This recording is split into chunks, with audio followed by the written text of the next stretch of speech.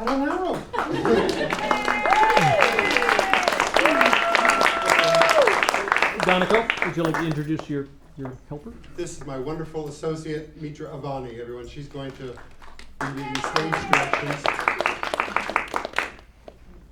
Did we turn our phones off? Did Wendy do that, or was she talking about her table? We looked at the exit She door. said her phone We got cut turn the off. overhead lights off and make it turn on. No, he wants the lights on. Wendy, no, Never mind. it really doesn't do Okay, us someone just asked me. justice. We could. It So- seems like we're sitting around No, in the it does living not. room, and I'm sorry about that, but from previous experience, we've learned that it just doesn't look, you get a better show when those lights are on. It's crazy. All right. The Officer Owl Project by Donaco Smyth. Donaco is alone on stage with a large easel. Upon the easel is a calendar with the 12 months of the year divided into weeks. When he begins speaking, he places a magnet of some type on January 19th. Okay, I've got something. You'll be happy to know that the police department has taught me how to make a dry ice bomb out of a soda bottle. A short video clip of an exploding plastic soda bottle appears on the wall upstage. And I'm really good at using the word liaison in correspondence. Those would be my two newest skills I've acquired since working for the LAPD. A photo appears of Donaco at his desk surrounded by a few police officers. I'm a clerk in an administrative office downtown. I answer phones, distribute mail, create project folders, type letters, all kinds of stuff. A photo of Donaco on the phone with his feet up on the desk. And I spend a good amount of my time on the phone trading stories with my friend Jason, who works for Disney. Photo of Jason at his desk at Walt Disney Studios. One of the things I keep him up to date on is that I'm becoming quasi-pals with one of these officers, a guy named Al. He's friendly and hot. Great smile, and I want to be his new best friend. Jason says I must use caution when trying to use the police department as my dating service. Photo of a hot porno cop in uniform. Then a second porno cop in a police hat. They're out there. I'm gonna find them and liaison with them. Pic of Donaco and Anne hiking up Runyon Canyon. In other news, Anne and I go hiking in the weekends up in the hills. She said she stage managed my play when it's ready to go into production. Pic of Nicole eating a bagel with lox. And Nicole as well. She wants a baby badly, but she also wants a husband and she doesn't have one yet. So no boyfriend now either, since she told the last one that it wasn't working for her. She tested me the other night on my amenability to donate sperm if she decides she wants to have a baby on her own. I kind of surprised myself when I said I'd do that. Up to that point, I'd never spent more than 15 seconds wondering if I wanted to have kids. Donaco marks February 5th on the calendar. I've been at this job about 2.5 months now, and I love it. Very low stress, and there are plenty of days when I can get my work done in, about 2 hours. Pic of two cops hanging out at Donaco's desk. A cop's voiceover. So what is it you do exactly, Donaco?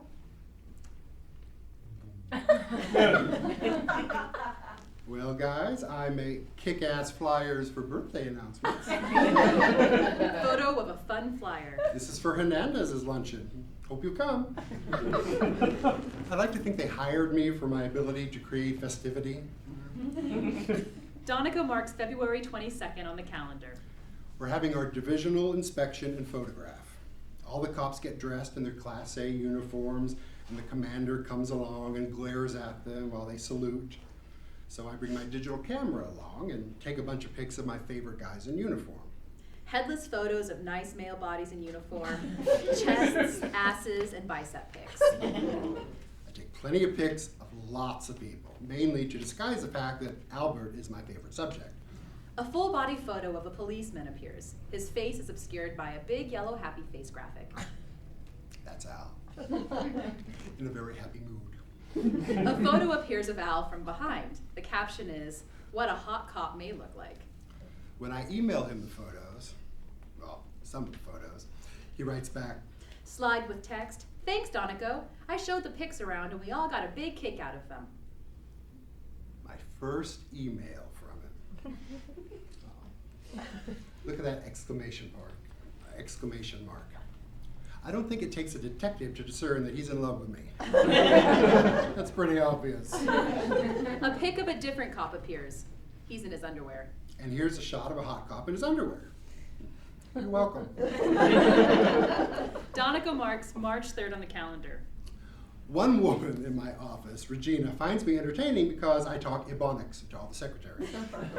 Photo of a black woman with long nails sitting at her desk putting on makeup. Regina is kind of funny herself. She has a spoiled little Shih Tzu named Pookie. A photo of a Shih Tzu appears. Yeah, not a fan. Why are we even talking about Pookie? We came to hear about Officer Al Another photo of Al with the yellow smiley face. and see a slideshow. Donaco marks March 9th on the calendar. Okay. I'm at my desk, doing work. Slide of Donaco at his desk working. Not really. I'm on the phone with Jason talking. Slide of Donaco gossiping on the phone with some handsome officers back to him. Out of nowhere, Al comes by. Slide of Donaco hanging up the telephone quickly. I didn't even know he was in my building. The little scamp. Photo of Jason at his desk when he realizes he's been hung up on. Okay. Al sees my copy of Volume 2 of the Complete Calvin and Hobbes cartoon book beside my backpack. Photo of the Calvin and Hobbes book. Photo of Al appears. Al's voice. Hey, I have that. For real? This 3-volume set? Al's voiceover. Yeah, it was one of the best comics ever. Yeah, it was. Al is beautiful. Brown eyes looking into mine, big open smile. He's leaning on my desk in his uniform. There's a golden glow around him. He nibbles my ear. And I'm like, stop. No, but he loves Calvin and Hobbes, and so do I. This collection costs about $100. You don't buy it casually. It's art, it's philosophical, it's ingenious, it's funny. We talk about the book and he says, and I'm not shitting you, he says, Al's voiceover. I have to get some drawing supplies. so you draw stuff? Al's voiceover. Well, you know, I do a little oil painting. No, I didn't know that. You're an artist. Al's voiceover. Oh, I don't know about that. I have an artistic side. Oh God, is he bonding with me? Am I bonding with him? I told him I draw some too, and I have drafting supplies from high school. He thought that was cool. I told him I have a T-square and some plastic triangles and other drafting goodies, and he could have them. And he told me, Al's voiceover. How about I buy them from you? I thought, look here, Studley, I'm not gonna let you buy these from me, but maybe there's something else you could do to pay for them. Let me think, what could you do that would be worth all my treasured drawing supplies that I love so much? Pic appears of two hot men having sex. Al's voiceover. We should talk. Yeah, fine, we can talk. And while we're talking, I need to think of an appropriate way to ask him what he likes to do in bed, without sounding like I'm getting too personal. Another photo of a cop in uniform having sex with another man. One is tied up. Caption, what a hot cop might like to do in bed. He likes Calvin and Hobbes. I like Calvin and Hobbes. He draws, I draw. He's a handsome guy. I'm an appreciator of handsome guys. We have so much in common. When he left, I was useless for the rest of the day. All warm and fuzzy. Kind of starting again as I'm talking about it now. The problem is, after he left, I realized that I've gotten rid of all my drawing board and the T-square and the electric pencil eraser and every stupid triangle that I ever owned. 3 quick photos of B-movie actors screaming in horror. I know. Donaco marks March 15th on the calendar. So here's what I did. I contemplated how sad and pathetic it would be for me to go out and purchase all new drawing supplies and pass them off to Al as my old possessions. How creepy would that be? And how would I explain such an action when he looks into my eyes over a candlelit dinner next Valentine's Day and says, Donaco, honey, I love you like no man I've ever loved before, or any woman either if I happen to go in that direction. I'll be yours until the day you grow tired of me and cast me off in favor of somebody else, but I have a question. Have you had these drafting supplies since high school? And if so, how come these triangles and this ruler look so new? He's a trained observer. Photo of brand new drawing supplies in their packages. How could I bear the guilt of having to look into his deep, brown, beautiful eyes and say, "You are so sexy tonight." Tell me again how you took down those gang members and saved that kitten in the tree. Or maybe that wasn't you. What did you do again? So to avoid this potentially embarrassing situation, I take the supplies I bought last night. I take the steel wool that I bought last night. And I scratch them all up. I write my name on them, and pen marks along the edges. And they are now aged. A photo of new triangles and T-square and pencils after having been aged with steel wool and pen marks. I didn't go crazy buying lots of expensive supplies, just a couple things. $17 worth. Slide appears, $57. A few bucks. Just enough to keep the connection going and to further more contact. Don't judge me. Like the slide projector does. Photo of a guy in underwear and an officer's hat sketching at an artist's easel using a triangle and T-square. That's how I want him at home at night, creating. In other news, I learned what a 5150 is. A crazy person. I asked if I could attend this training workshop on how to handle crazy people for no particular reason other than why shouldn't I know how to handle a crazy person? I talk to them on the phone all day, and that's just the command staff. The main thing I got out of the training is try not to get stabbed. Crazy people do like stabbing. Donaco marks March 22nd on the calendar. The hard part of trying to forge a friendship with Officer Al is that I don't see him but every week or so. See, Al works in a different building, several blocks away. Map of downtown appears. Donaco uses his pointer to indicate respective buildings. Okay, I'm here, and Al is over here. We're in the same division, but it's weird. I work in the captain's office. He took me to his place once in a black and white and toured me around. Did a fine job of it, taking me from room to room, telling me all that he knew about each location. There's a bank of TV screens on various news channels. Cops like Fox News. Don't know what that's all about. You think they see enough lies and manipulation in their day-to-day job. We saw where all the 911 operators work. Someone told me that the average turnover there is about 3 months before they quit from the stress. When I'd seen everything, I said it was time to head back to my office. I was going to walk back, but he wouldn't hear of it. He said, "I'll drive you. I'm already late for a meeting. I might as well be a little bit more late." That's just some background. It was that day that I started thinking, hey now, this sexy motherfucker seems to enjoy my company. Maybe he's just very polite and a nice person. I don't know, I'm not sure what it is yet, but I think about him all the time. We were talking about our various art projects, and I said, I'm doing more computer artsy stuff. I showed him an example. It's a pic of me that Jason took at Disneyland where I'm sprawled across the laps of Alice and the Mad Hatter. Photo of the narrator sprawled across the laps of Alice and the Mad Hatter at Disneyland. I touched it up by adding a castle and put the Haunted Mansion in there in the background. And I changed the colors of some of the things, warped the trees, and just generally made it very surreal and cool looking. Photo of the same picture, photoshopped weirdly. See? Then I sent it to him with the original so he could see all the changes I've made. And he comes back and said, with an email, he says, "Donaco, the Mad Hatter, that was a theme for my last birthday." And I told him it was very wise of him to have a theme because every good party has one. And I explained that the theme for my next birthday will be, let's all go to Las Vegas and throw away perfectly good money. Photo of Donaco at a blackjack table, looking sad and poor with a birthday hat on. What I was thinking, however, is that straight guys don't have party themes.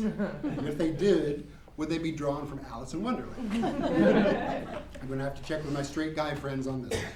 Oh, and the drawing supplies. I asked him if he wanted to trade me a painting in exchange for them. He said he was too shy about his work to give it away or have it seen by people.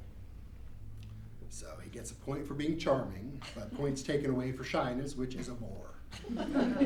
I said, in high school, I took drafting and architecture classes. I learned how to draw using 2-point perspective. I can show you how if you want. he gets all wide-eyed and he says, I would love to learn two-point perspective. So there we go. I can make that lesson last a few hours. Nicole, by the way, has a new boyfriend, so my sperm is no longer reserved. I think Jason wants it, but for other reasons. Picture of Jason smiling. Donaco marks April 4th on the calendar. Okay. Today is Friday. Officer Al comes up to my office, not specifically to talk to me, but to attend to a couple things. We said we'd try to get together tomorrow, the day before Easter, to sit down and talk about perspective drawing. Now, it's pretty obvious to me that he would have liked to spend 5 minutes or so chatting with me, but various people needed him, so we didn't get to talk much. That's not my imagination. I'm pretty good at reading people who want to gaze into my eyes and tell me they love me, but they just don't have time. This was one of those moments. Right? We did get a little communication in. He goes, I'm going to be up at the Getty Museum tomorrow doing sketches. Maybe I could come by your place afterwards. did he just invite himself over to my place? Is that not a signal? Where I come from, that's a signal. I go, sure, sounds good. What are these sketches? Go ahead. I just take my pad with me and go sit in places and draw. People and buildings, you know, whatever looks interesting. He sounds so arty, doesn't he? God, that's hot. My second boyfriend, Scott, was a piano player. You know how sexy that is, right? Musicians, of course, are all kinds of fucked up. Maybe a painter/cop would be all right. No, who am I kidding? He's totally insane. He's going to spring it on me after we move in together. He's going to track the mileage on my car and ask me where I've been and demand to know why I was staring at that guy. It's going to be unfucking bearable. But it'll give me material.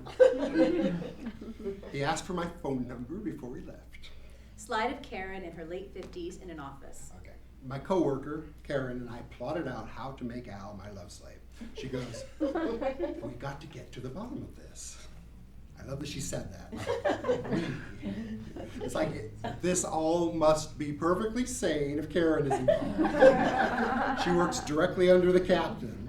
That adds some legitimacy, don't you think? And Karen has 2 grown sons of her own in their 20s. She goes, I don't think either of my boys would have an Alice in Wonderland themed birthday party. I told her I polled all my straight male friends and received corroborating results, except for Adam, who was a theater major. Friday night, I'm at home doing something I have never done before in anticipation of some guy coming over. I cleaned. A photo of an untidy apartment appears. The caption is, Home Sweet Home. Yes, I did. I cleaned the bathroom, the kitchen, tidied the papers and books all over the place. Felt very adult and a little slutty. Tomorrow morning, I bring out the vacuum. Slide of a vacuum cleaner. Yes, thank you. I do know what they look like. Smart ass. Donaco marks April 5th on the calendar. Okay. Saturday morning, the vacuuming begins. And the dusting. And I never dust. I throw away papers and junk and totally tidied the bedroom. All of this on the off chance that he's coming over. He pulls out a cordless landline phone and sets it on the table. Here's a fun thing. My landline phone does not ring. It's a cordless phone, and the battery is worn down, so I only know I have an incoming call when the answer machine picks up. Slide of a new phone battery in its package. Yes, thank you, very helpful. Okay, I should have given Al my cell phone number, but the reception mostly sucks in my apartment. Okay, and this is a great annoyance to me, so I'm running the vacuum cleaner. Slide of Donaco vacuuming while wearing a head wrap and bunny slippers. But I can't hear anything with the vacuum going. I come out of the bedroom and notice the blinking light on the answering machine. Just great. There's a message. Donaco pulls out an answering machine and presses the play button. A recording of Al's voice plays. Hi Donaco, it's Al. I'm up at the Getty Museum and was wondering if you wanted to get together for that art lesson. Let me think. Nah, I'm too busy vacuuming. I call him back and I get his voicemail, naturally. I was like, yeah, sure, I'm home, come on over, whatever. Because I understand that's the way it's done now. Then I went back to cleaning and tidying. Pic of Donaco in a French maid skirt. You know, I kind of think we're done with the visuals. Slide. I'll be good. Finally, it was all done. A photo of a grand palace appears. Caption, after a little vacuuming. And I jumped in the shower. And I kept sticking my head out of the water every now and then to listen for the sound of my answer machine picking up, but somehow, when I got out, the damn light was blinking again. It's Al, of course. He leaves a similar message as last time, so I call him back, left another message saying that I am indeed home and I won't make any more loud noises until I hear from him again. About 1 p.m., he calls me a third time.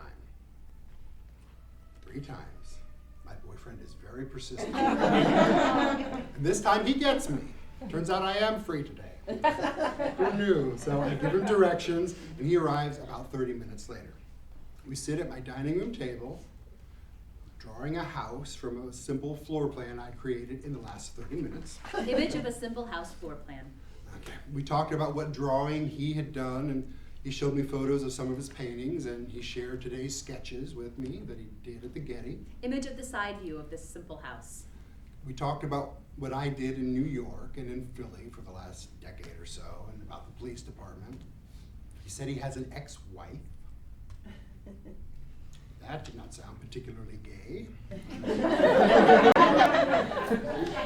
She's several years older and apparently treated him like a kid, interrupting him, checking up on him. A slide of an old witchy hag.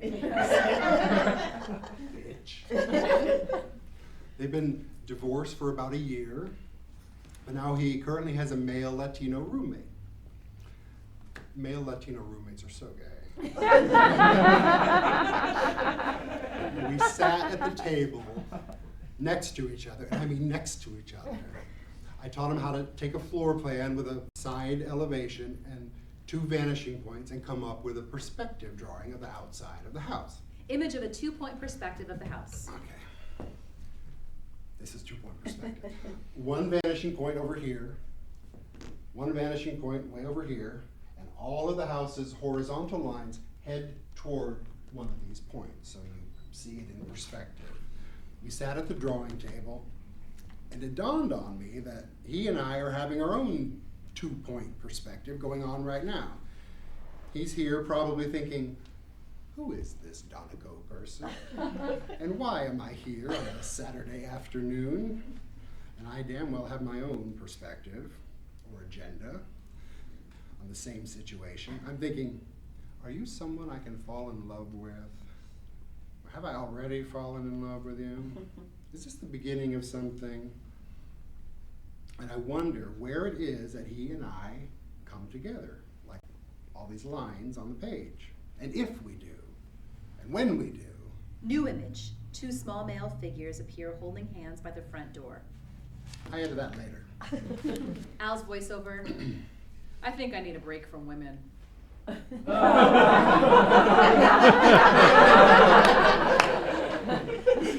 Hello. Now what?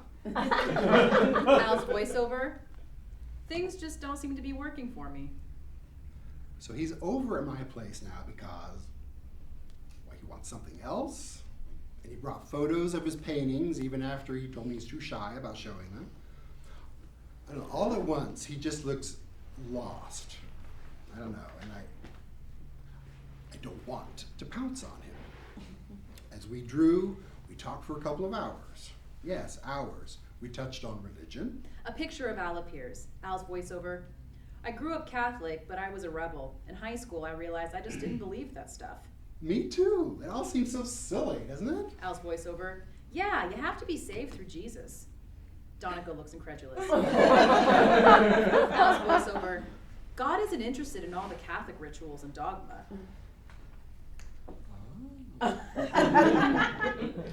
So you're saved? Al's voiceover. Yes, I'm a Christian. A slide appears. Yes, I'm a Christian. Donaco takes a pointer from his pocket and crosses over to the words on the screen. I'm a Christian. what does that even mean anymore? There are gay Christians. There are murdering, sociopathic, hypocritical Christians. There are friendly, non-judgmental Christians who stay out of other people's business, I imagine. Is there a Christian equivalent of the Kinsey scale showing how hypocritical they are or aren't? A slide appears. Christian hypocrite scale, 1 through 6. Donaco points with his pointer. Thank you. So where would Al be? Totally hypocritical? Totally sincere? Somewhere in here? I honestly meet so few of these people. I'm glad I take notes. He's a very friendly person. Is he this outgoing with everybody? Must take a lot of energy to be a Christian. So he gave up Catholic bullshit for fundamentalist bullshit. And his Catholic mother isn't very happy about it. And neither am I gotta tell you. I told him, I don't believe in any God-related stuff. And he goes, wow, you're a real atheist. But you know, we kept going. I was disappointed in this revelation, but I was having fun. And he must have been having something. Maybe he's straight. It could happen. And he shows up at new friends' houses on a Saturday afternoon after calling them 3 times and wants to show photos of his paintings and chat for 2 hours with everybody he meets. I don't know. What I didn't learn is whether or not he likes to do it with guys. I felt a little hesitant about bringing it up because I don't want to run the risk of ruining whatever it is that was going on. Slide of a chicken appears. No, that's not true. Slide, sorry, I was projecting. Don't encourage it. Okay. He could just be a naive 28-year-old who hasn't had experience sorting these things out. And I won't even go into the whole line of thought about even if he is gay, it doesn't mean that I'm his type. How pissed off will I be if I learn that he is gay, but he's into short black guys, guys with lots of hair, or transvestites, or anything that I am not? The answer is very. I will be very pissed off. So eventually, he's ready to head out. We shake hands, and I put my left arm around him for a bit of a brotherly hug, and I walk him to the door. He doesn't flinch. I walk him down to the front door of the apartment building and shake hands a second time. He says, "You didn't show me any of your art." I go, "Next time." And he smiles and says, "You're on." Donaco marks April 11th on the calendar. It's Tuesday after Easter. This officer named Craig is showing me he's showing me his genealogy software on his laptop. Picture of Craig's complex family tree. It's very interesting and all until Al shows up. And at that point, all I wanted to do was get away and join the people that Al was with. He has some business with Karen. Slide of Karen and Al. Al bends over her desk to peruse some papers. Karen winks at the camera. And then he's waiting at the elevator at the other end of the room, kind of looking around the place, shifting positions. When Craig finally finished showing me his family of drunks and criminals, I went back to my desk. Out of nowhere, Al appears and sits in the chair at the adjacent empty desk. And we talk for a bit about movies we've seen lately and what his niece and nephew are up to. And then he says, Voiceover of Al. We should grab lunch sometime. "Did you hear that?" He said, Voiceover again. We should grab lunch sometime. I didn't make him say it. I didn't put the idea in his head. I didn't plan nothing. He thought of it all on his own. I love lunch.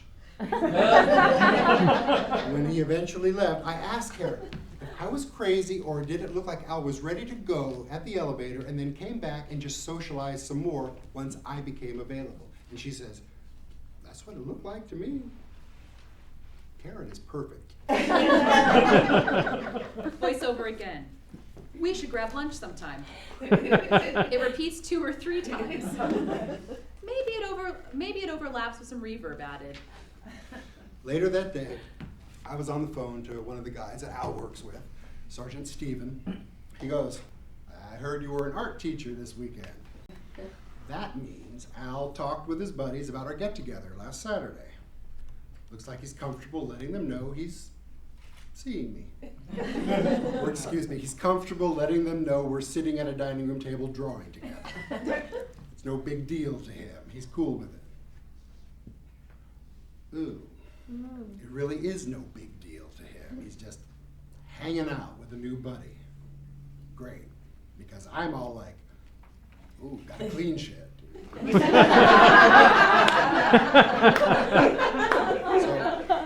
Al works with Stephen and Andrew, just the three of them. We spend a lot of time together in this command center waiting for some citywide emergency to occur. I prefer to imagine they talk a lot and share all their personal stuff with each other and play Twister. I picture them telling Al stuff like, "Damn, Al, looks like Donaco really likes you. You should go for it." "Yeah, Al, what are you waiting for? That Donaco guy is sexy as hell." "I know. I think I'm falling in love with him." "You need to bust a move, man, or you're gonna lose him." I know, but I'm so shy and sensitive. And after getting over that bitch of a wife I had, A slide appears of a witch from Macbeth when he says the word bitch. I'm not sure if I'm ready for the kind of true and perfect love that Donaco would offer me. He looks like he's hot in bed, man. Damn it, Andrew, you're right. I gotta get me some of that. Anyway, it's your move. Left foot green. Donaco marks April 12th on the calendar. Okay. On Wednesday morning, I hear Karen talking on the phone. She's got Al on the other end, and she's telling him he needs to come and pick up this project folder that needs some changes. It's something that could have been put in the inter-office mail, but she thought it would be more entertaining to get him back up to the office for a visit. She gets off the phone and says, "You can thank me later." I said, "That is great. I need to go to City Hall. He can give me a ride there on his way back to his place." Go, Karen. She says, "You should take this opportunity to tell him all the things you haven't told him and ask him all the things you need to ask him." She means the one thing that hasn't come up yet. And she's right. This is my moment. No smart-ass comment from you? Good. Slide. I'm eternally hopeful. Al was happy to drop me off at City Hall, but first he had to drive to Office Depot and to a paper supply store to pick up some items. So we drove around doing errands downtown. I told him I also needed to go to Office Depot, so this would work out great. And I explained about my cordless phone and how it doesn't ring, about how I never know I have a phone call coming in until I hear my answering machine pick up. Unless I intermittently walk by and pick up the phone and say hello. That hardly ever works. So we start talking about George Bush's 8 years in office. Al is a Republican. I know. That should turn me off, I know. But it just makes me want to save him and spank him. At some point he asks, "How old are you?" Slides are video of the Lost in Space robot saying, "Danger, Will Robinson." I kind of paused and wondered to myself if this is one of those times you hear about when you should speak truthfully. So I did. He goes, "Whoa, man, I didn't see that coming." I guess he didn't know that I was 10 years older than he is. He took a second look at me while he drove, and I began to realize that he just complimented me without being all obvious about it and gushy. So as we shop and we drive and we talk, I'm reluctant to ask him about his sexuality because I am falling in love with the Al that I want him to be. And what if the Al I want him to be is different from the Al that he really is? I'm a little afraid of making the discovery. I don't want to lose whatever this is that we have, or technically, what I have, or even more technically, this thing that we don't even have. So I never bring up the whole gay thing. Slide. A chicken. Yes, Sean. Donaco marks May 8th on the calendar. Okay. He called me today just to say, "Hey, what's up with you?" Donaco marks May 12th on the calendar. It is lunchtime. Guess who I'm having lunch with? Did you say it? Psych. Yes. We're at this sandwich shop downtown. He orders a meatball sub and a cherry Coke. I have no idea what I ate. Whatever it was, he paid for it all. My gut tells me that if he's ever going to be my real boyfriend and not my imaginary one, we got to move this along. That will be his cue to go, you know, I've been waiting to get on this subject. What can I do to be gay too? And I will show him. Lunch is the perfect time for this big talk because it's a finite time frame, you know?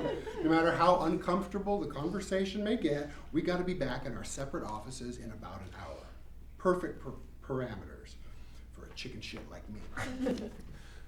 I'll stay on the case until he says, gay? You thought I was gay? How in the world did you get that? Just because I had a Mad Hatter themed birthday party? Photo of a cop in a Mad Hatter hat in Disneyland having lunch with a bunch of other men. Caption, so very straight. And I know what a Prada bag is. I mean, come on, Don. Now, if you'll excuse me, I have to get to the gym and meet my friends for brunch. Yes, he told me each and every one of those things at some point. Then he starts talking more about his ex-wife. A slide of a frightening Medusa appears. She would call him at work about stupid shit that was bothering her and then go insane when he couldn't deal with her right now. Bitch. Say it with me, it will feel good. Bitch.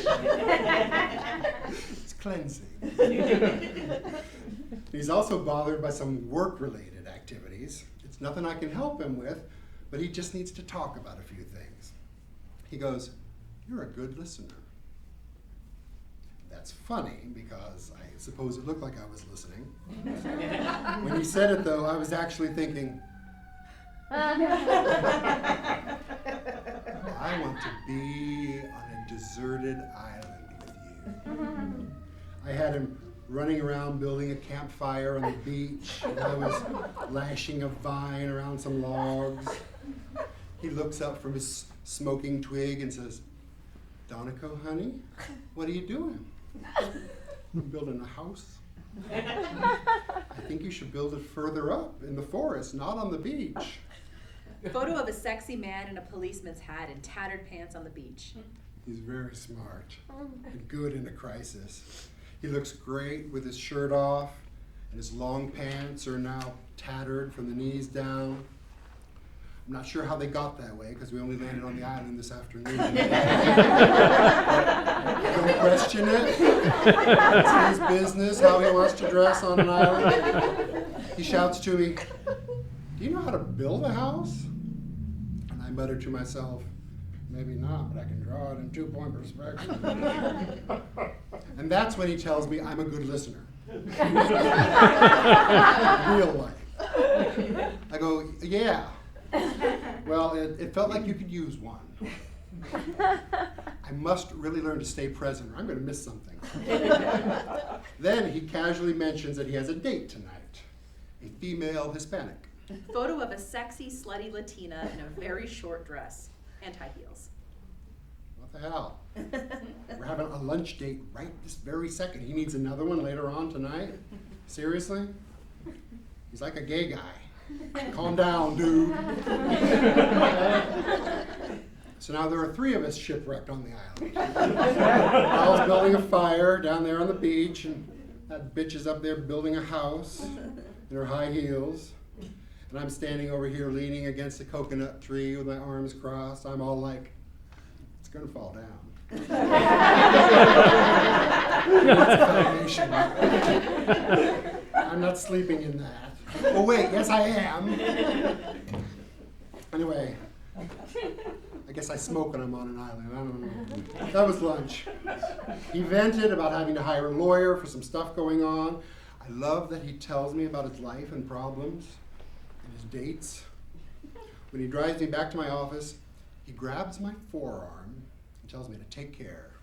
And, "Thanks, Donaco, I had a good time." Photo of a hand on another man's forearm over the car seat divider. He grab my arm. Which I want, but I'm still wondering about this date with the female Hispanic. It makes no sense. Okay, that night, Jason comes over to make us dinner. Slide of Jason cooking on the stove. There's no electricity in his building. He says, very helpfully, you know, Al just might be too polite to say, Donaco, you bugged the shit out of me. That's true. It's not like I haven't already thought of it, but thank you anyway, Jason. He added, at least you have a pretend boyfriend.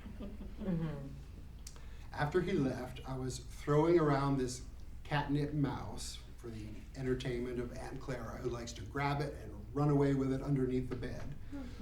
I threw the mouse at this poem I had on the wall, Desiderata. You know it? It's a good poem. Reminds you that we're all a part of the universe without ramming a God concept down anybody's throat. Photo of one of the old Desiderata posters. Go placidly amid the noise and haste, and remember what peace there may be in silence. You are a child of the universe, no less than the trees and the stars. You have a right to be here, blah, blah, blah, blah, blah, blah. And I think, Al is so bummed out lately. I'm gonna take that off my wall, and I'm gonna give it to him. So I write a little card, taped it to the back of the frame, slipped it in a big envelope, and I wrote his name on it. Donaco marks May 13th on the calendar. The next day, I put the envelope in his unit's interoffice mailbox in my building. Either Al or one of the other guys will come and pick it up. Donaco marks May 14th on the calendar. Okay. The office phone rings. Karen answers it and talks for a minute. She says, yes, he's right here. Hang on. And she puts him on hold. It's for you. It's Al. And we smile at each other, very satisfied. She's happy that things are happening for me. I'm happy that I am where I want to be, getting calls from Al. He says hi, and then, thank you so much. That poem was wonderful. I can't believe it. That was so nice of you. Most people just aren't this thoughtful. You blew me away. And I said, now, hold on there, Smyth. We'll get to that later. No, I didn't. I said something like, after our conversation on Monday, I thought maybe it was something you could use. And he thanked me some more and said that he'd read it a couple of times already and was amazed that I would give him this because it seemed to be just the thing that he needed. I told him that he was swell and deserved to know that the universe thought he was swell too. He said, you know, with most people, what I do is smile and be happy all the time and not show the stuff that's going on inside me. I'm being real with you now.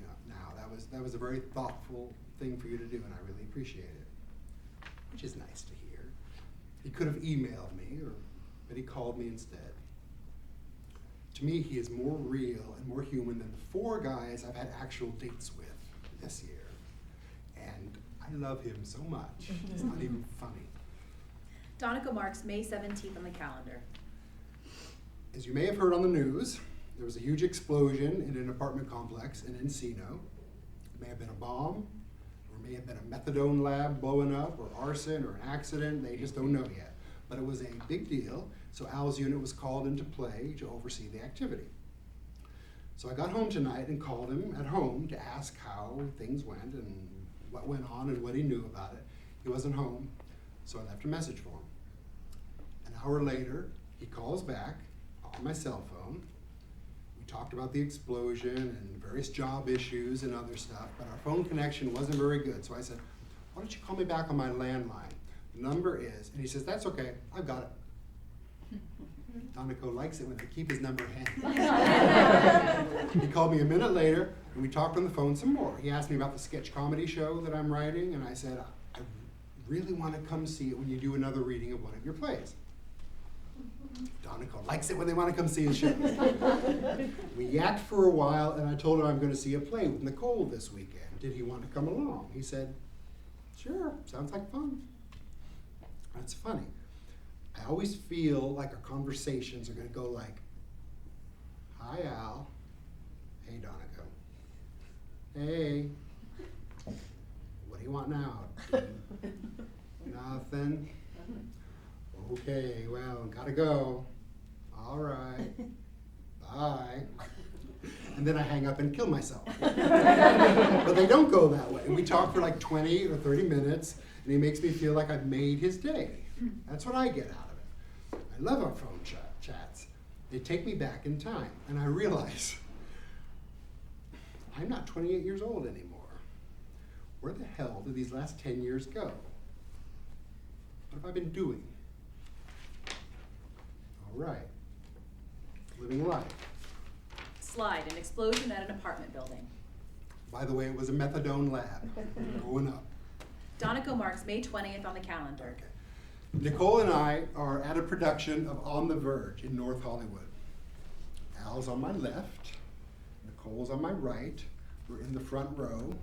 Photo of Al and Donaco and Nicole in theater. Okay, I'm going, la la la la la, I'm on a date with my boyfriend, as I so often am. And who is this Nicole person? Why is she following us around? Can't she get her own super sexy date? And at some point, before the play begins, I put my arm alongside the back of each of their chairs. Neither of them seemed to mind. Here I am with my good friend and my other good friend. Life is good. So Al, I can't help noticing that I am your date tonight and not some trampy Latina chick. That's right, Dee. I'm not into women anymore. Not since I met you. And then Nicole pipes up. Look at you two. You are so cute together. Al says, I know, right? And Nicole says, I'm so happy just to be near you. And then other people behind us start whispering, look at that cute guy. And that other cute guy that the cute guy's with. They are perfect for each other. I just want to touch them. What are they doing here? They should be home fucking. They should be on the stage fucking. And then a spotlight hits Al and me. It's a nice rose-colored light, and I begin to tear off my shirt, and Al starts tearing off his shirt, and we mash our faces together, and he twists my nipples. And the cast comes on stage and starts singing some Celine Dion song, which I could have done without. Al pulls me onto the stage, and we roll around naked, fucking and sucking and kissing on each other, and Nicole starts crying and screaming, I'm so happy! I deep throat him, and he high fives me. And when we're done, the whole audience bursts into applause, and the cast takes their bow in unison, and then my boyfriend and I bow individually, and the audience jumps to its feet. And Nicole and some of the others in the crowd toss roses onto the stage. And they implore us to take a second round of bows. And Al whispers to me, you were fantastic. And the mayor appears, presents us with the keys to the city. It was a nice night at the theater. Donaco marks May 28th on the calendar. I went to medieval times on Saturday for a birthday party. It was for some friend of my friend Jason. Jason had me go as his guest, and it was actually more fun than I thought it would be. And the food was better than I thought it would be. I'm still kind of in shock. During the jousting, we were supposed to be cheering for the Yellow Knight. Jason says, you should have a birthday party here and invite your fake boyfriend as your date. And I said, my birthday is not until November. I'm going to be married to Al by then. And then the Yellow Knight got his ass kicked, and the red group across the dining hall taunted us. It was humiliating. Someone threw a chicken bone. My mind was busy elsewhere, hatching my next plan. The one that will finally captivate Al and bring this saga to a close. I said to Jason, you know what? You could have a birthday party here next weekend, and I could invite Al to that. He doesn't know you. He doesn't know when your birthday is. And we discussed how I would have to give him a pretend birthday present on June 3rd for the rest of his life. I got married and moved in next door to him and his hypothetical husband. I could do that, and I'm positive Jason would remind me. But I made it clear that this fake birthday would negate him getting a second gift on his real birthday 5 months later. He pouted about that, but he really has no leg to stand on. So here's the plan. I'll pick up Al on Saturday afternoon, and we'll caravan down to his place with Jason and a few other people in their cars. Al will say, "You have some fun friends, Dee." "I do, Al." And he'd go, "I'd always thought medieval times would be kind of dorky, but I'm having so much fun. It must be because I'm with you." And I'd shrug my shoulders and say, "Oh, Albert, we're not even there yet. We're still driving on the freeway." And he'd say, "I don't care. I'm going to rest my head on your lap while you drive." And then we'd get to the place, and we'd wear crowns and drink beer, and he'd toast me with his goblet and say, "Here's to you, my lord." Photo of a medieval knight wearing a police hat. And I'd say, "Sir Albert, we are very pleased you have joined us on this fine and rare occasion. Your presence here is confirmation of thy love for me. Elsewise, wherefore wouldest thou have come?" "Truly, my lord, thou art most wise." I hope we don't start talking like that when we live together. Donaco marks May 31st on the calendar. Al is up in my office. I say, "Hey, I'm going to a birthday party at Medieval Times on Saturday. You should come. It'll be fun." "Nice. It does sound fun." "I can't, though. I'm hanging out with my sister and her kids. Got to be Uncle Al." Damn it. I put so much effort into this. But the excellent news is that after we get through that bit, he says, "Hey, June 14th. I'm going to make that." He was referring to this play reading I'm doing on June 14th. I emailed him about it last night. He mentioned that he wanted to see the Andy Warhol exhibit at MoCA also. I said, "Do you want company?" He told me he was dog sitting in the valley this week for his supervisor, Sergeant Stephen. "Kind of near you," he says. So when Al left, he said, "We'll talk later." And he touched my arm again. You'd think there'd be a slide for that. It's not. Okay, what's the problem here, Al? You're a big old homo just like me, and you obviously want to touch my arm. Can't blame you for that. Why don't we move this along? You need to invite me over to Steve's tonight to have some mind-blowing sex. Do I have to manage everything? That's just in my head. So a couple of hours later, I decide to start managing everything. I call him on the phone about 4:50 at his office. "Hey, Al, you going straight back to Stevens tonight or what?" "Hey, Donaco, yes." "How much would you love to give me a ride to the valley? My car is at the metro station." "Sure, sounds good." Easy. So 10 minutes later, he picks me up at the curb in his Jeep and we're off. We're talking about traffic and travel routes and music on the radio, people at work, stuff going on in my life and in his life. He's great at asking questions. "So where are your parents? Do you go to clubs? What music do you listen to?" It amazes me that he asks questions the way I do. I've been out on real, actual, factual dates with guys who never once thought to ask me a question. I've had sex with people, those people. And it's not just that he asks questions, he answers them too. He started talking about being fed up with women.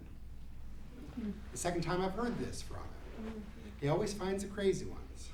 The last one he was dating reminded him too much of his ex-wife. Slide appears of the old witch from Snow White. Let's tell her how we feel. Bitch. You know, she treated him like a child. Bitch. So anywho, I said, as long as we're sharing personal stuff with each other, I should tell you something which maybe you already figured out. I'm gay. It's not a surprise, is it? Long pause. Oh. Then a slide appears with the words, "I figured that." Okay. So he has gaydar. That's handy. I'm still developing mine. One might wonder how long he has figured that. right from the get-go, or was it more recently? Like when I gave him a poem.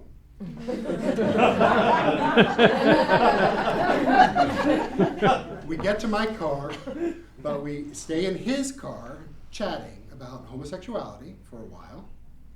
I guess he likes older guys. That's what I'm going on. He has a gay cousin and a couple other gay friends, and he has chatted with them about the old nature versus nurture theory. A picture of Al appears. Al's voiceover. You're a great guy, and I hope we get to know each other better. We've been stopped now for about 10 minutes, and we're still not done. We talk about those people who don't discover they're gay until well into adulthood and can't figure out how that happens.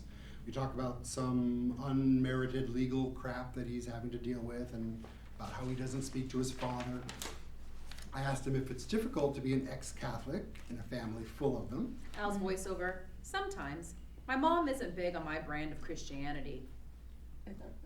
Because your brand of Christianity says your mom is going to go to hell if she isn't saved by Jesus. Al's voiceover. It's all in the Bible, Donaco. The Bible is the most perfect book ever written. So you believe in hell? Al's voiceover. Yes, it's real. Oh, Al. I definitely want to have this conversation, but not in a parking lot with your engine running as you drop me off. And he laughed. This discussion is fascinating to me because I never came across anybody who thinks this stuff is real. And here I am with a major crush on one of these people. Life is so humorous. Another part of my brain was thinking, you're not going to invite me to come hang with you tonight, are you? Even to save my soul from damnation. It's Friday night, and you're feeling overwhelmed with divorce stuff and landlord crap and being sued because of some accident, and you're going to go to feed Steven's dog and sit there and watch basketball all by yourself. There are two things I really want to do with my life right now. One is to finish writing a sketch comedy show, and the other is I just want to hold Al and tell him he's going to be all right. I don't even need to kiss him today. I just want to hold him tight and let his head rest on my shoulder. One thing I can do is speak, so I say, you're going to be fine. Things suck right now, but nothing lasts forever. He says, thank you, I need to remember that. But when we finally did say goodbye in the parking lot, for the last time, he was, as he always has been, the one to put his hand out first. Maybe that's because he doesn't know I have the hots for him. Or maybe it's because he does know and he likes it. Maybe he enjoys that I'm into him. If that's the case, does that make him a prick? Who's going to heaven? Donaco marks June 14th on the calendar. Tonight, Theater West is doing a reading of several short plays. 2 of them are mine. They're 2 pieces from a larger work I'm writing, but they stand on their own. And Al says he's coming. If he has taste, he'll enjoy himself, be impressed, become infatuated with me, and fall in love. It's a pretty surefire plan. Donaco marks June 15th on the calendar. Al showed up. The shows went great. Got lots of laughs. Al said he was blown away. He saw me in a very good light, and he came explicitly to see me and my stuff. And he didn't just run off when it was done. Afterwards, he said, Donaco, you are money. And we hung out with Ann and Nicole and Jason and me at the cafe until they closed up and kicked us out. He told me, this is just what I needed. He hopes that I'll remember him when I'm famous. Yeah, I've been hearing that for 20 years. Getting a little bit tired of waiting for it. Let's not get started on that. Donaco marks June 16th on the calendar. Ann gave me some feedback from last night. She says, Photo of Anne as her voice speaks the words. Al was very sweet and so adorable. Now, after all you've told me and everything we've spoken about, I can't help but think, I hate to even say this, he just might be on your team, baby. Anyhow, you did look cute together, and you were simply glowing in the success of the evening. And then Jason chimed in too. Photo of Jason as his voice says the words. Dude, you rocked the house last night. And Al, what a cutie, he is so gay. He was so intimate with you, and he had stars in his eyes when you two were talking. He was totally into you and was super friendly to your friends. His body language spoke volumes. Nicole, however, thought differently. She goes, Photo of Nicole with her voice. yes, Donaco, he is dreamy. I watched him during the show and he was laughing and enjoying it. This doesn't mean he's gay. It might mean he just likes you and your vibe. He's kind of depressed, right? Maybe he's getting something from you that he needs, like attention or entertainment. Find out where you stand. Be careful, because sometimes you go off into your own fantasy land. Nicole, what does she know? Rhyming like that? That's not normal. I could pretty much discount whatever Nicole has to contribute to the Officer Al project. Don't you think? Photo of Nicole with a red circle and slash through. Donaco marks August 4th on the calendar. Okay. Yesterday, Al's boss, Sergeant Steve, came up to do a couple things, and he invited me to a surprise birthday party lunch they were having at that day for Al at California Pizza Kitchen. I was the only one from my office who was invited. Steve said, I know you and Al hang out and he sees plays and stuff. I thought he'd like it if you were there. Did not mind hearing that at all. Al was surprised at the restaurant because his actual birthday is on Wednesday, and that passed without incident, so he was cute at the table, all embarrassed to be the center of attention, like shy people are. At one point, during pizza and presents and cake, he says to me, I'm glad you came. No jokes, please. Mostly I'm talking to you. I told him that I have a present for him. I figured that since I love him more than anyone has ever loved anybody in the history of the world, I could damn well get him a birthday present. But I didn't want to introduce any awkwardness by bringing it to work. He said he'd come by my place tomorrow. Donaco marks August 5th on the calendar. Okay. Back at my tidy apartment, Al comes by around 12:30 and we hang out here for an hour and a half. At some point, he mentions that ex-wife. Slide of Disney's Ursula the Sea Witch. Okay. They were married only 8 months. That sounds a little gay to me, doesn't it? He goes, your plays were great. I am so glad I went. And eventually I gave him his present, some 11 by 14 blank canvases. He goes, these are perfect. And before I knew it, he was asking really personal questions. Are you seeing anybody? Not really. A date or two, once in a while. What kind of guys are you into? And I realize it's about to happen. We're gonna fuck in like 7 minutes. Here's a little side note. This is how I know he's not straight. I have straight guy friends I've known for years who have never asked me that. They have no idea who I'm into. So I describe a few types that turn me on, making sure to include Latinos from 5'8" and up. Finally, I just come out with it. What kind do you like? And he goes, Slide appears. I'm straight. oh.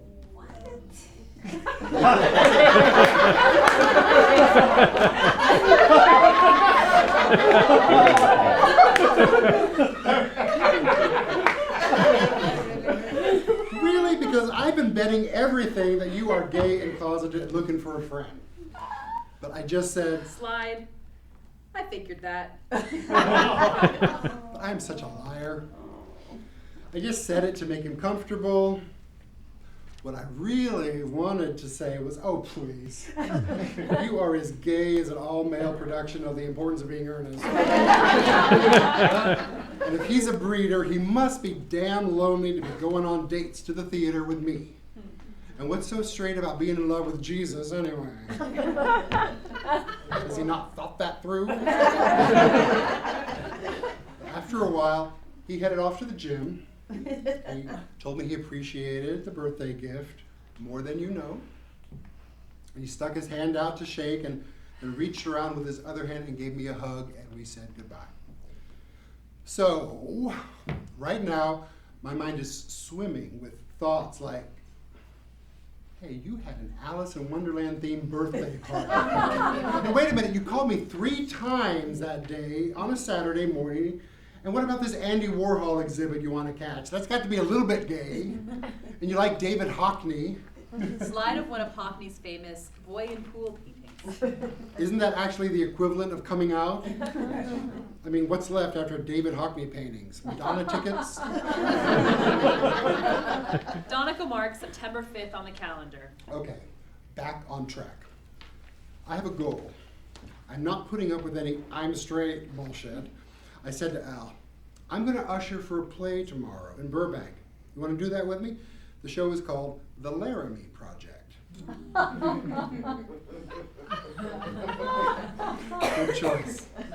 I told him what it was about, and I waited for him to say, no.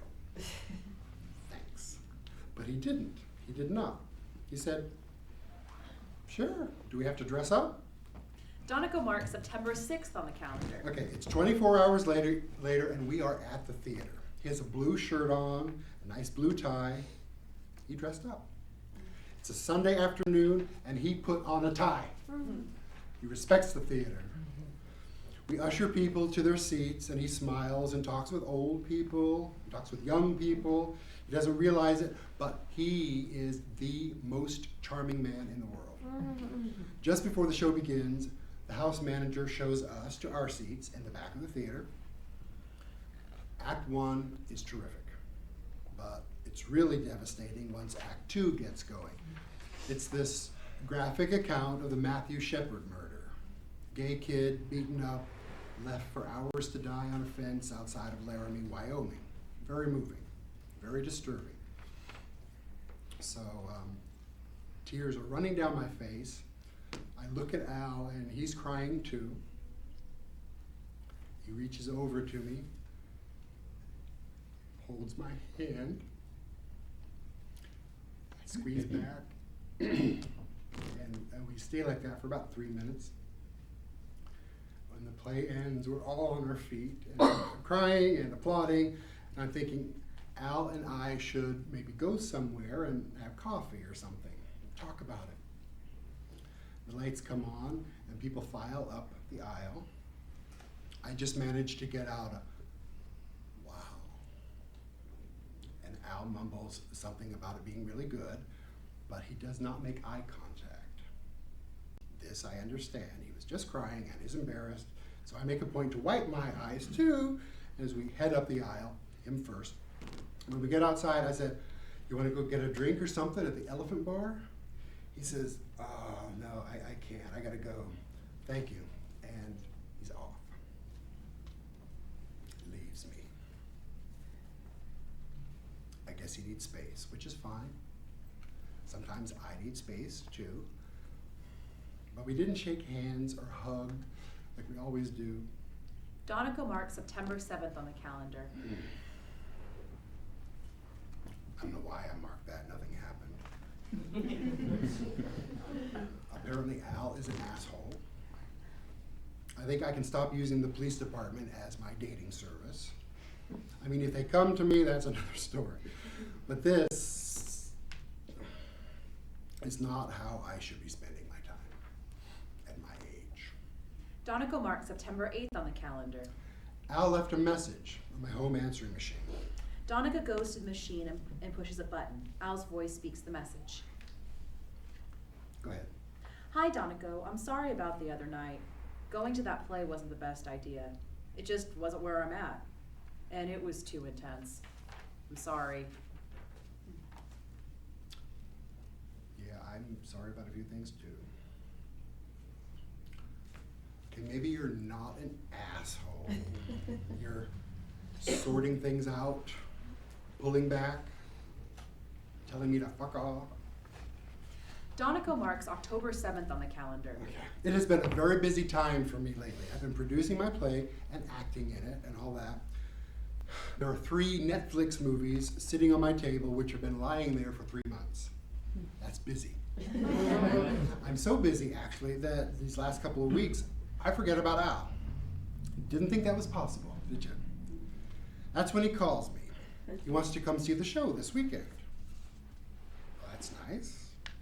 I haven't been plotting or planning lately, and he steps right up. Outstanding. Donaco marks October 10th on the calendar. Al came to see the show last night. He brought his new girlfriend, Angela. I don't care much for her. Bitch. Aren't they all? You know? She has a daughter of her own, and she just looks, I don't know, kind of like a predator. Slide of a raptor from Jurassic Park. I know I've only just met her and all, and she was very complimentary afterwards, but she just looks very protective. Like she's found the thing that she wants. I wonder what she's heard about me. Donaco marks November 2nd on the calendar. Al brought over a birthday present for me today. He gave me some pens and a moleskin notebook and a micro cassette recorder to record my thoughts. He doesn't want me to lose any of those. He put thought into these plural presents. He's going to make some gay boyfriend very happy one day. Like today, for instance, I'm very happy. Donaco marks the 4th Thursday of November on the calendar. Okay, Thanksgiving. He calls me about 9 a.m. to wish me a happy Thanksgiving. Yes, I am important enough for him to call on holidays. I'm like family. So we catch up for a bit. Then he says, Al's voiceover. I'm moving Angela into my place. so things are going great. Al's voiceover. Sometimes we argue about dumb stuff, but I think everybody does that. Do they? Al's voiceover. I think I'm in love.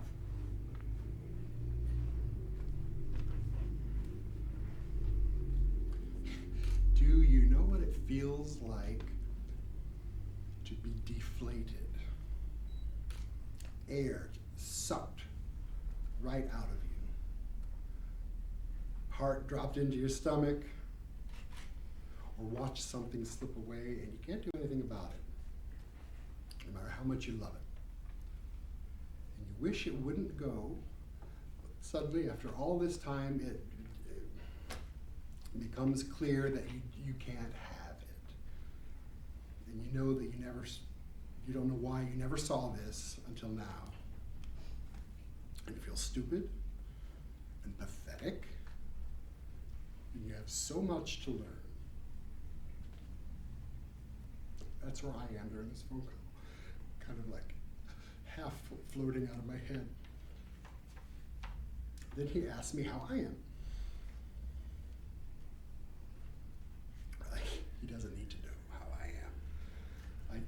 I didn't tell him Jason and I didn't survive these last couple of months. That's a whole other story. So yeah, I'm talking with Al and I'm feeling disconnected from everything, and I'm losing a second person right now, and I'm speaking to him, and I don't need that. So I get off the phone pretty quick. Donaco marks February 19th on the calendar and then starts putting away the telephone, answering machine, calendar markers, and any other props. Yes, February. And this project is over. Al and I have actually seen 2 more plays and had dinner after one of them, which he bought. He called me on Christmas, and we had some intense email conversations about God and the Bible.